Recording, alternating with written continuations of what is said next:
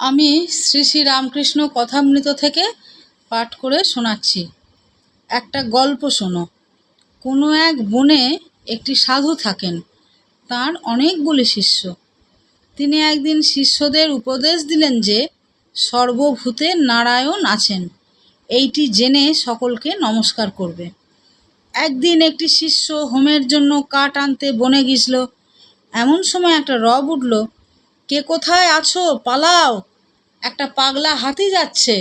সবাই পালিয়ে গেল, কিন্তু শিষ্যটি পালালো না।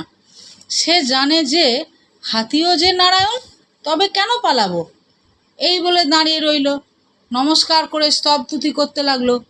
এদিকে মাহুত চেঁচিয়ে বলছে, পালাও পালাও। শিষ্যটি তবুও নড়ল না। শেষে হাতিটা ছুঁড়ে করে তুলে নিয়ে তাকে একধারে ছুঁড়ে ফেলে দিয়ে চলে গেল। শিষ্য ক্ষতবিক্ষত হয়ে ও অচৈতন্য হয়ে পড়ে রইল।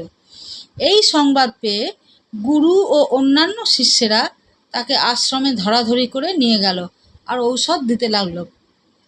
খানিকক্ষণ পরে চেতনা হলে ওকে কেউ জিজ্ঞাসা করলে, তুমি হাতি আসছে শুনেও কেন চলে গেলে না?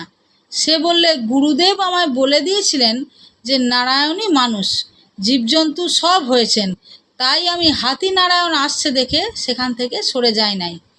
গুরু তখন বললেন, বাবা, হাতি নারায়ণ আসছিলেন বটে, তা সত্য, কিন্তু বাবা, মাহুত নারায়ণ তো তোমাকে বারণ করেছিলেন।